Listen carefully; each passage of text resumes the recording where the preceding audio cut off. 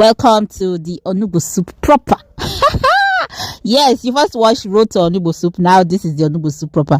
We've washed the bitter leaf, and as you already know, we boiled it. We boiled it because after washing it, the bitter leaf was still tasting very bitter. There are different species of bitter leaves in my compound, so there are some of them that are extremely bitter, more bitter than the others. Then that's the banga on the fire and the cocoyam. The cocoyam is usually used to thicken the Onugbu soup, and that cocoyam you see is totally different from the regular cocoyam that you eat, so that you not go and buy that cocoyam and think that it's the same. It's not.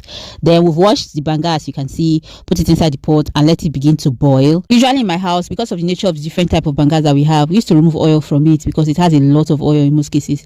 And after doing that, we'll now pound the cocoyam, which will be used to thicken the Onugbu soup. So that's the pounded cocoyam with some fresh pepper and crayfish that will be used for the preparation of the Onugbu soup. After the extract of the banga must have boiled for a while, we'll remove the palm oil from it. Then we'll put our fish, meat, stockfish, whatever it is that we want to use as protein inside the food. Meanwhile, this is ogiri. We'll use ogiri to prepare the food. Ogiri is one funny thing that smells so badly. In fact, they call it bomb smell because it smells really bad. But inside the food, it doesn't smell like that. Inside the food, it smells great. Inside the food, it gives the food a different kind of flavor. So we've put ogiri now inside the food, and it's ogiri we're trying to melt. You can melt it inside the plate or melt it inside your mortar before putting it, or you just pour water in it and then you melt it inside your food.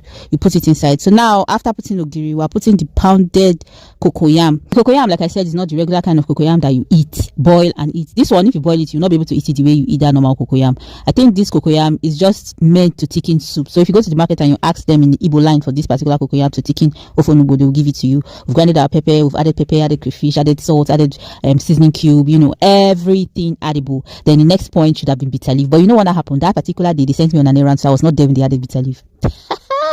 Yes, so I waited for another day that they prepared the Onugbu soup. But you see this one, it was almost party standard, and they did it outside. But I already told them that they should please call me when they want to put bitter leaf, because I did not film the bitter leaf on the other day when they sent me on an errand. So today, as soon as we were going to put bitter leaf, they called me. Oh, B, what to put bitter leaf? Oh. And quickly I ran with my camera to go and cover the putting of the bitter leaf inside your Onugbu soup, because you know what, I'm not going to prepare content half for you again. I'm not going to keep you waiting the way I did last week. I've repented. Woo! So I gave you the real gist. I should have just filmed inside the pot like this, and you wouldn't have even known that it was a different pot of soup.